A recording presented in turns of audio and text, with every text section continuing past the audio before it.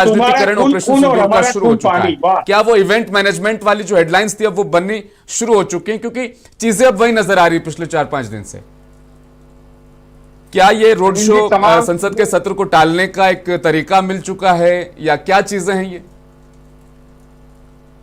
देखिए, मुझे लगता है कि ये सब चीजें कोई मतलब इनका नहीं निकलता है। तमाम चीजें हैं जिनको देखना चाहिए। जैसा मैंने पहले कहा, थोड़ा सा मैं वही फिर रिपीट करना चाहूंगा कि 2047 में देश को सशक्त बनाने की बात हो रही है, विकसित बनाने की बात हो रही है और $5 ट्रिलियन इकोनॉमी की बात हो रही है, तो वहां इन सब चीजों पे चर्चा नहीं होनी चाहिए। जैसा गुजरात में प्रधानमंत्री, आदरणीय प्रधानमंत्री जी ने कहा स्पष्ट रूप से कि अगर सरदार पटेल जी की बात मान ली होती नेहरू जी ने, तो आज पहलगांव का हमला नहीं होता। तो इस पे मैं 2 लाइनें जरूर कहना चाहूंगा रहीम जी। कि एक कविता की एक लाइन है कि यदि होता किन्नर न देश तो मैं राजमहल में रहता, सिर पर मुकुट चमकता। यदि होता से अगर देश चलता तो मुझे लगता है कि बहुत पहले चल गया होता। आप 21वीं सदी से आगे निकल आए हैं, देश को कहाँ खड़ा कर दिया आपने लाके। देश हमारा सशक्त है, मजबूत है।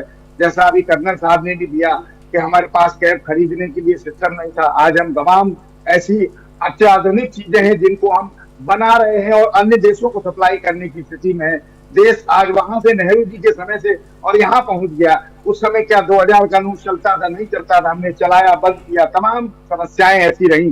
तो इस पे भी सवाल। देखिए रहीम जी, एक समय था जब इतिहास पन्नों में दर्ज हुआ करता था, अब वो दौर चला गया। अब इतिहास डिजिटल में दर्ज हो रहा है।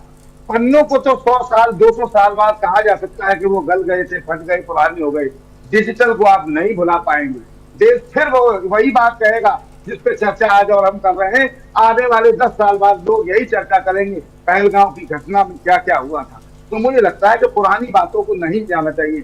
1000% ये बात सही है कि पंडित नेहरू नहीं बन सकते, आप कभी नहीं बन सकते। अगर बनते तो पंडित नेहरू की बात मत करिए, क्योंकि पंडित नेहरू की तरह आ जाइए। आप अटल जी जैसे नहीं बन पाए, आप अटल जी जैसे नहीं बन पाए। अटल जी भारतीय जनता पार्टी। ठीक है, एक छोटा सा जवाब ले लेता हूं मैं, बहुत ही वाजिब चीज मुझे आई है नजर नीरज महरे जी आपकी।